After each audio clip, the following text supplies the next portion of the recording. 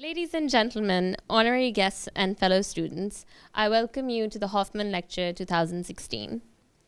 This annual lecture is a small token of gratitude for the generosity and support of Mr. André Hoffmann for the Weidenfeld Hoffmann Scholarships and Leadership Program at the University of Oxford. Going forward from 2015, the program has an assured future thanks to Mr. Hoffmann, Mr. Michael Lewis, also with us today, and other donors together with matched funding from the University of Oxford. I am proud to say that I am one of the first graduates to benefit from these new endowed scholarships. The Weidenfeld Hoffmann program provides talented young people from developing and emerging economies with full scholarships to Oxford, alongside a specially created and highly valued leadership training program. As an Oxford Weidenfeld Hoffmann scholar myself, I can attest to the personal and leadership development impact that this program has on its members. I see the scholarship as a key to doors of opportunities that would not have otherwise been available to me. I am pursuing my MSc in Environmental Change and Management, a discipline that is exceptionally important today. In the light of the COP21 Paris Agreement, which has agreed to keep global temperature rise below 2-degree pre-industrial temperature, the role of environmental leaders of this generation is crucial to safeguarding our planet from catastrophic climate change. Today, we see accelerated climate change in the shape of drought in California, heavy flooding in the UK, the super typhoon in the Philippines, and water scarcity in Yemen, which some speculate has contributed to the unstable political situation there. This scholarship has given me the opportunity to understand these problems and come up with possible solutions to them from the leading experts in the field. Over the past few months, my intellectual growth has been exponential, and I believe it will snowball into my transformation into an effective and prominent environmental leader in the coming future. I am deeply grateful to have access to this educational opportunity, the prestigious Oxford network, and to be surrounded by my bold, smart, and ambitious peers, all of which has made me set my goals higher than before. This lecture is a small gesture to thank Mr. Hoffmann for providing such opportunities to the Weidenfeld Hoffmann scholars. Today, I'm honored to present our Hoffmann Lecture guest speaker, Mr. Ken Webster, the head of innovation at the Ellen MacArthur Foundation. Best known for his books on sustainability, including Rethink, Refuse, Reduce, and Sense and Sustainability, co-authored with Craig Johnson, he has worked as a curriculum developer, workshop leader, and a teacher trainer for 2 decades. In 2010, Mr. Webster joined the Ellen MacArthur Foundation, which works in education, business innovation and analysis to accelerate the transition to a circular economy. His latest book, The Circular Economy, A Wealth of Flows, relates the connections between systems thinking, economics, and business opportunity, and the potential for a circular economy. He is a visiting fellow at Cranfield University, an honorary teaching fellow at the School of Management at the University of Bradford, and a major contributor to their MBA Innovation on Enterprise and the Circular Economy. Please join me in welcoming Ken Webster.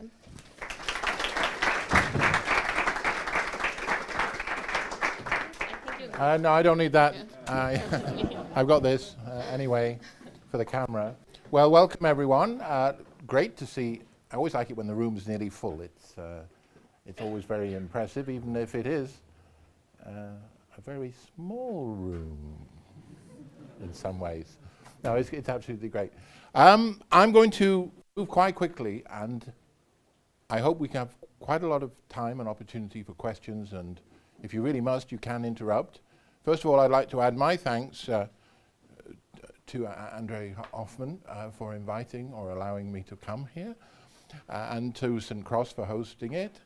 And also, I would just put the disclaimer in. This is my take on things. This isn't the formal position of the foundation or its trustees, I have to say that.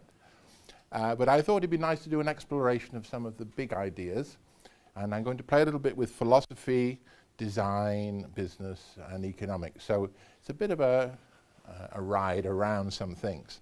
Now, it's always good to start off by having a quote from Einstein, because it makes the presenter look a little cleverer than perhaps he is.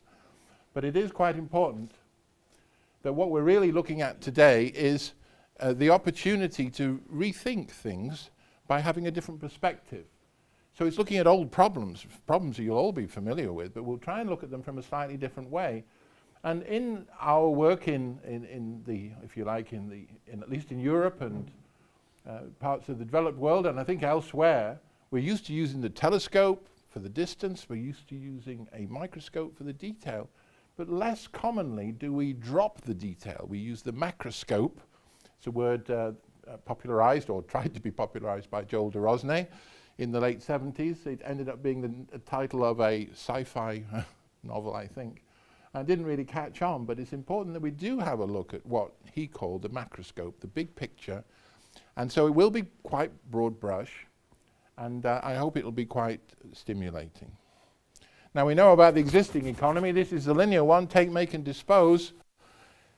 It's like a machine sitting on top of resources and chewing through them, and most of its output is waste. It produces some good stuff too, of course, and we're surrounded in a way by the fruits of such a process, but its costs in terms of waste are quite enormous. And so that's where we are with that, and more than that, it shares in Enlightenment One's perspective or metaphor around how the world worked by often using the notion of clockwork or the machine. It's almost a machine-based approach. It's throughput-based. It's around the world as understandable, predictable, and controllable. And in economic terms, the mechanism, you will notice the use of the word, is around the market very often. Here's Joel de Rosnay again with a picture of an economy. If you look at the white line or the white circle, most of it takes place traditionally within these two sectors, production and consumption. And typically, energy and waste materials is outside that concern very often. And money is just a veil over barter, so money doesn't feature in this directly except to oil the machine. And that's part of the problem in a way, because these external elements have not been brought in satisfactorily into the picture of an economy. Now, this is an opportunity to bring us back to Oxford. This chap, Frederick Soddy, you can't see his name at the bottom because I messed the slide up there, but he noted two things. This is 1926. He's a scientist, a chemist. He got a Nobel Prize for around isotopes, 1921. He said, the problems standing in the way of prosperity are an unsound money system and a lack of understanding of the physical reality underlying economics. 1926, some people say that not that much has changed. But we'll come back to Soddy a little bit later. Here's some of the prompts that have helped us look at the situation a little bit differently. Here is the yo-yoing of prices. Overall, there was a decline through the 20th century in material prices. It's a very uneven, of course, because we have the Depression, great post-war Depression in there as well, the Great Depression, and of course you can see the little bumps that have been caused by more recent events in the economy. But even with the recent slump in commodity prices and energy, it's still pretty high compared to what it was towards the end of the century. And worse than that is actually the volatility of it, because it's very hard if you're a business to make solid plans if you don't know where your material and energy costs are going to be. And that prompted a lot of thought around 2010 around what could be done. And just as an illustration, this is aluminium. I want to look at this bottom one. This is the aluminium price. And you can see it yo-yoing around the place, extraordinarily diving around 2009, and that is that big dip there. You can see some of the impact of the boom up until 2007-8, and then another peak as we got the Chinese a boom underway, or they got it underway after around 2009. And it fluctuates a lot, but it's on a decline now. And some people say, well, actually, this is another sort of problem that's come up because there seems to be a lack of demand in the economy now. So you've got yo-yoing prices, you've got peaks and troughs. And also, even though aluminium is one of the most recyclable materials you can get, looking at this useful Sankey diagram, flow diagram, the key thing I only want to pick out is that alumina going in is 39, end-of-life scrap is only 8. A lot of the other recycled material is within the production process, so it isn't end-of-life. And does anybody know why much of this end-of-life scrap can't go back to be used as a wrought aluminium? Does anybody happen to know that one? Just thermodynamics? Well, that works, yeah, but how? How do you mean? I mean, cannot be completely cradle to cradle, right? Well, yeah, because there's a deterioration goes. Almost all aluminium apparently is an alloy of some form or another, with copper, with silicon, with other manganese. Very slight amounts it's needed, and if you're going to get back to wrought aluminium, you have to have extremely high purity for it to be put through that system again. But if you're recovering things from old drinks cans and car engines and stuff, much of it can't be put back into that quality, so you have to put it back through this cast cycle, which shows that I'm picking up 2 or 3 points here. Even though it's very recyclable, it's not as simple as you might think. It's still extremely linear.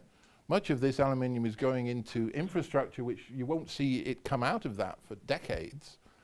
So you've still got a lot of input there. Stuff that is being recycled is slightly downcycled, still pretty good stuff.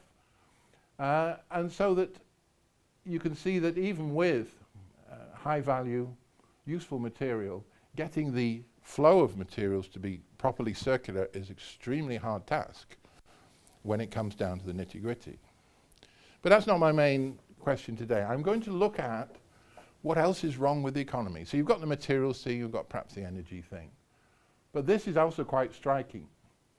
Up until around the end of the 70s, productivity kept pace with wages, or with hourly compensation, if you like. And then it began to break apart. So you got increasing, well, continuing productivity, but the return to wages didn't increase in any way, in much the same way. Now this leads to a couple of things, and the first one is that the gap probably needs to be bridged, because if people represented by the working group there want to buy the lovely products which are available, they might need credit to bridge that gap. Or they might need a lot of credit. And it's interesting that the credit boom began around that period there. So that production and consumption could continue, but with additional credit in the mix. It also discouraged some manufacturers from producing so much more because prices had to be really pretty low. That was a benefit. You could get that through efficiency, that's fine.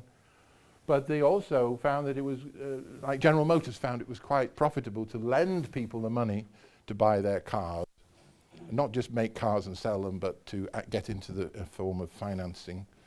And moving into financing or into assets proved very valuable. But of course, all big credit booms come to an end. This is just an example of how much repair work was needed. 2008. And you probably know this intuitively, but almost everything America did with all of those projects, should we call them projects, at the top, wasn't equivalent to what had to be injected.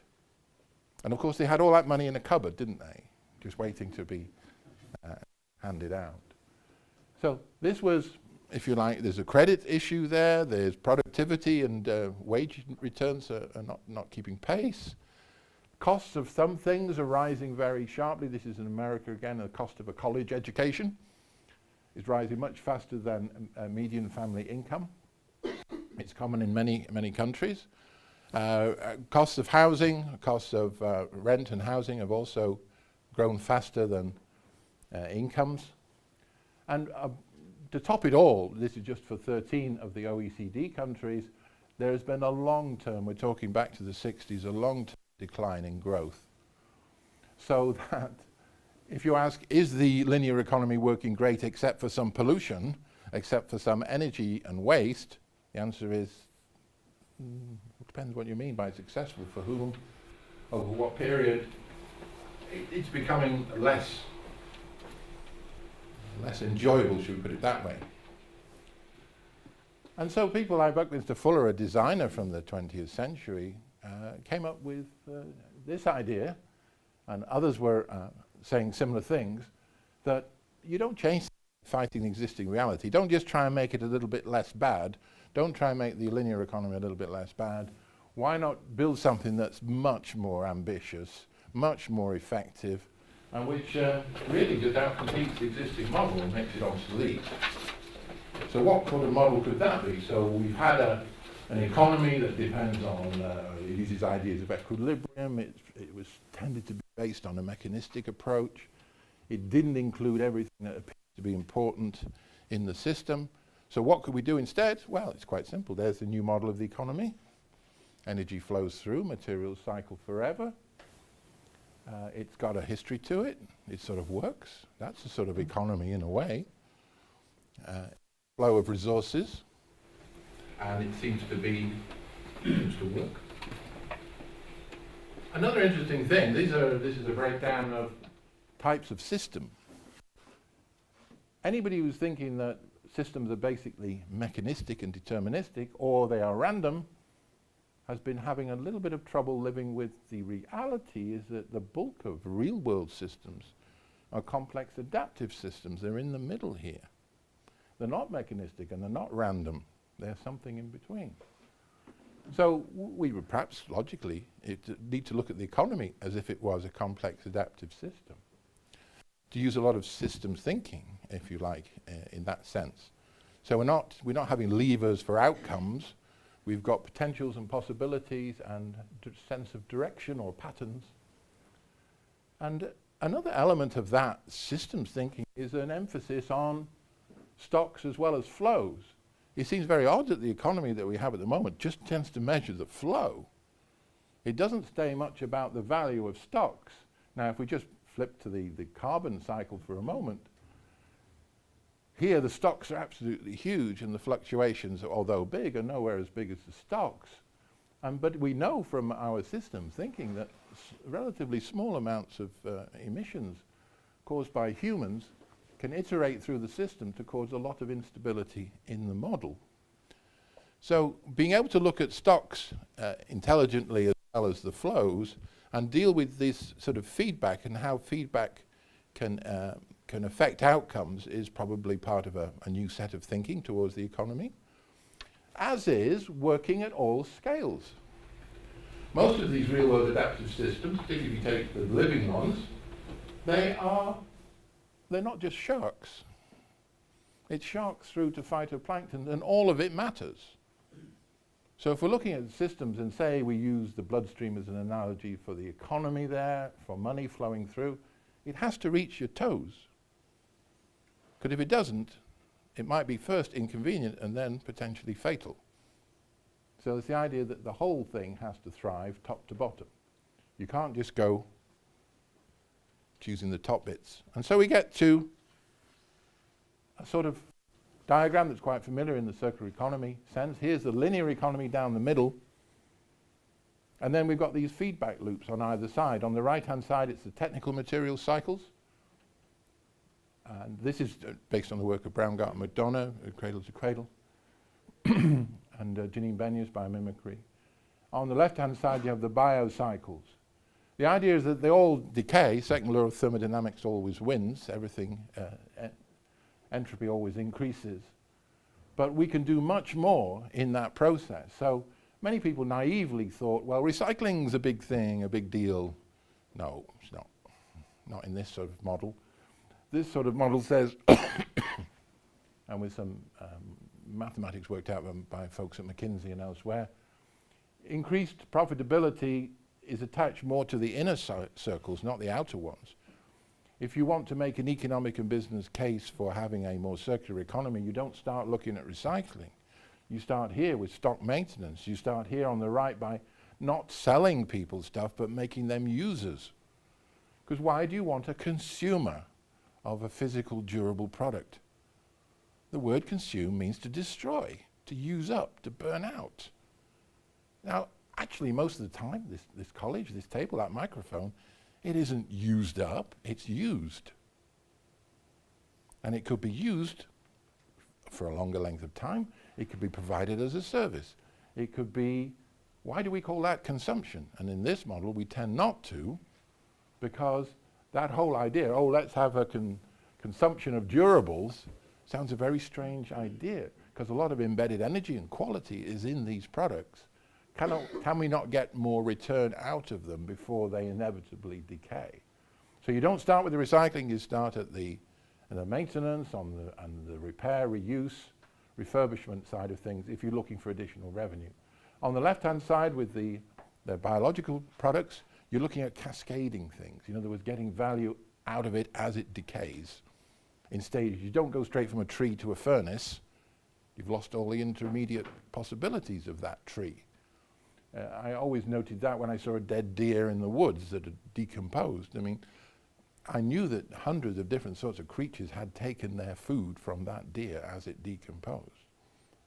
And that was valuable, that was good.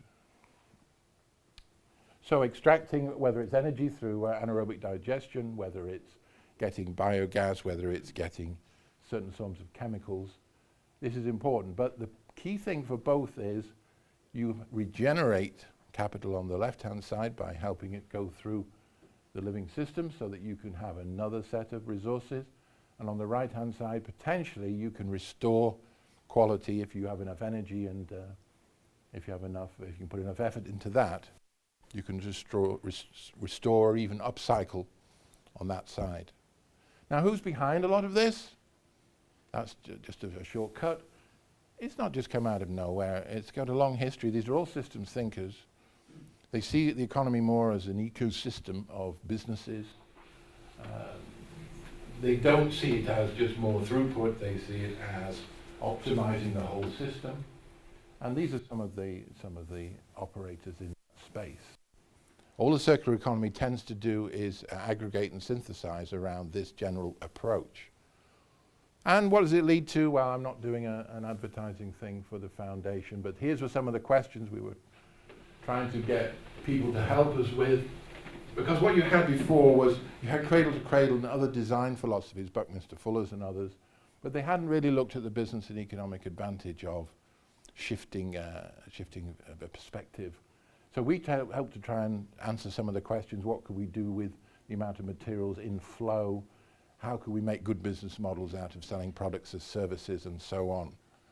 So these are some of the questions we tried to answer, and we've got a number of reports and stuff like that on the go. There's at least two others beyond that. One's called Growth Within, and one is around the Internet of Things, and another around plastics. So where did the profitability come from, potentially? And it's from these sorts of activities. I've mentioned them briefly, so I'll run on. You keep things in the inner circle, you keep them circling longer, you cascade use across different sectors, and you keep it clean. Because one of the key elements in the cradle thing is everything is food, waste is food. So we need flows of materials which are effectively resources in motion, not waste, not toxic. If it's not food, it's toxic. And if it's toxic, why would you create it? Because lots of people can take advantage of resources, less can take advantage of poison. But there could be a dark side to all this. Information technology has enabled us to track materials, to be able to track assets, to book things. You know, you've got things like Uber and Airbnb. You can get access to assets. So you don't need to build so many assets if you can get better use. The average car, of course, is sitting around 94% of the time. Buildings are notoriously underused. So IT can not only help you get access to those spaces, but it can help you use products and materials much better. But there could be a dark side to this. And Neil Gorenflo describes it as the Death Star. he is saying that if these turn into new sorts of monopolies, like Airbnb, say, dominate the accommodation arena, if Uber dominates the taxi business, they haven't raised all this venture capital just to be working on software. They wish to be dominant in this area. But counterpoise to that is the ICT, which is opening up people's opportunity to collaborate among themselves, to get things done for themselves.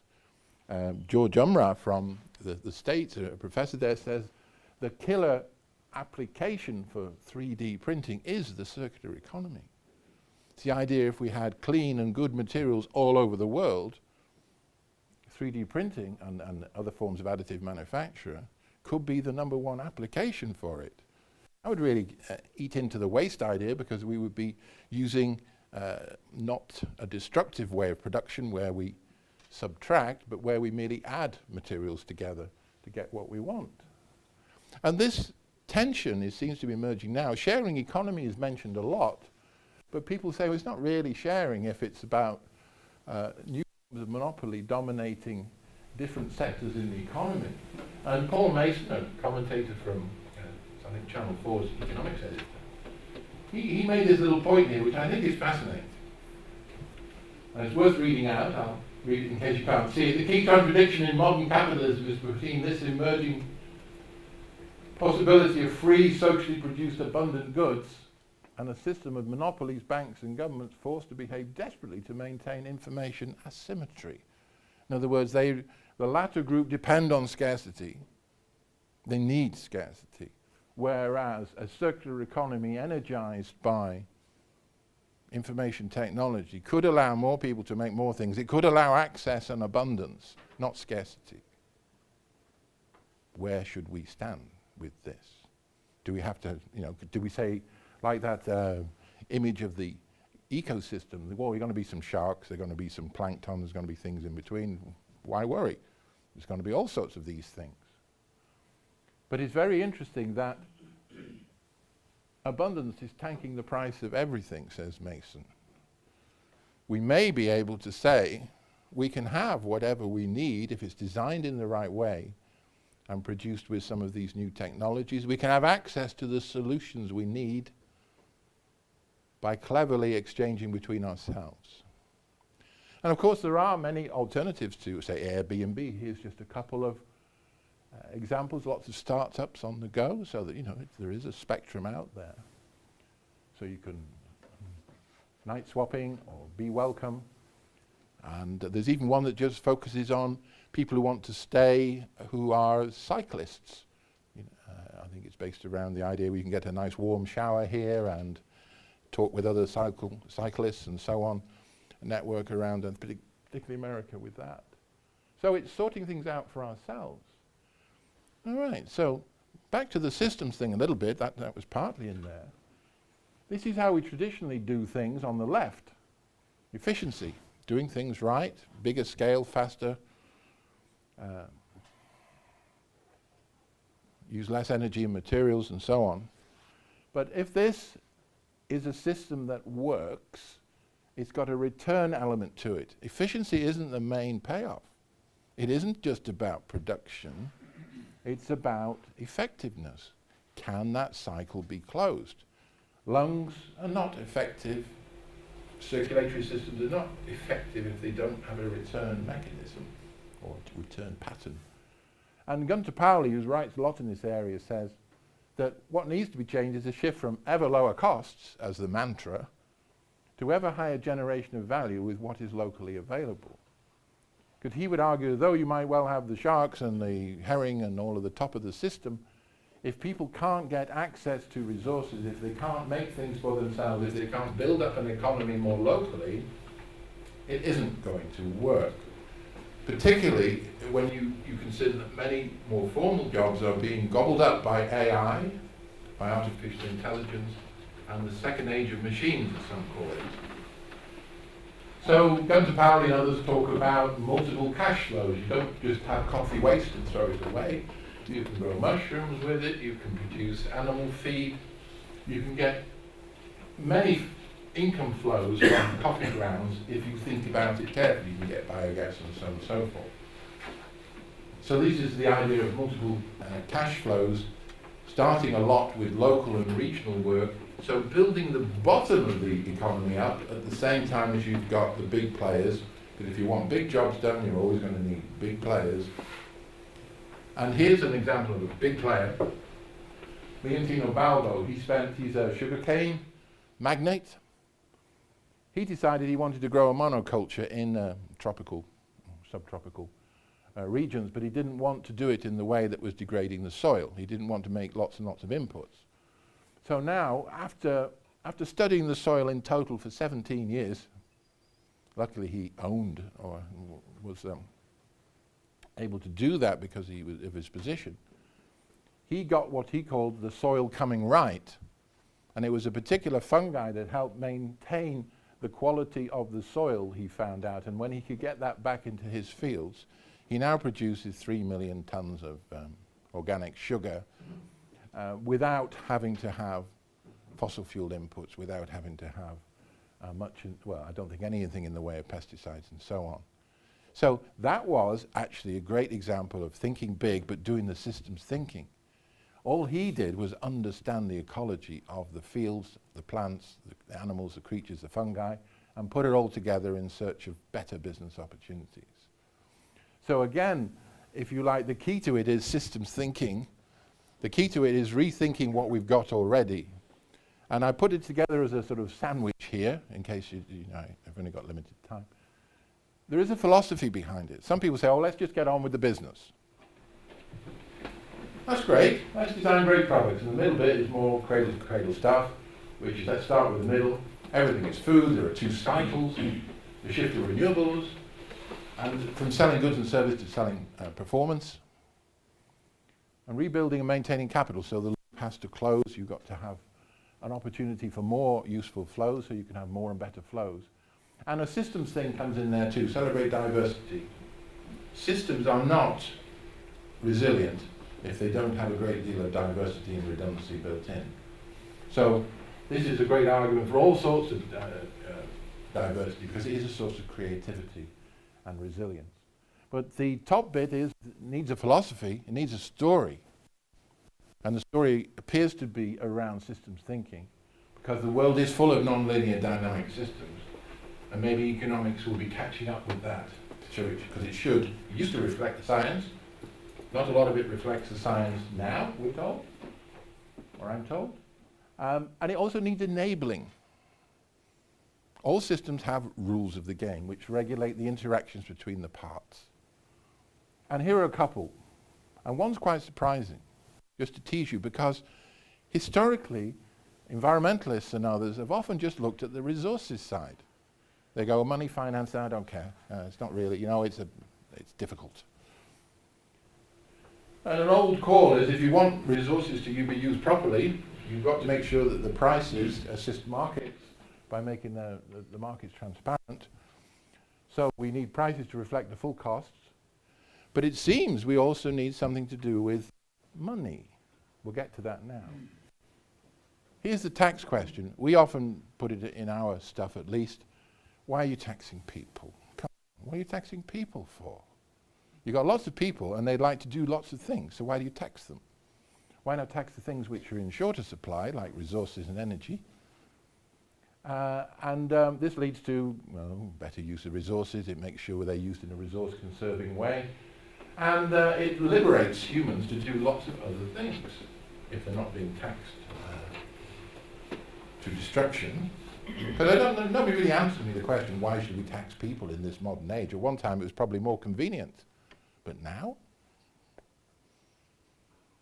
Tim Jackson, Professor Tim Jackson, he's saying, well, look, okay, the middle economy, we're used to that, that's the more narrow one. We've begun to look at energy materials life as the resources end of things.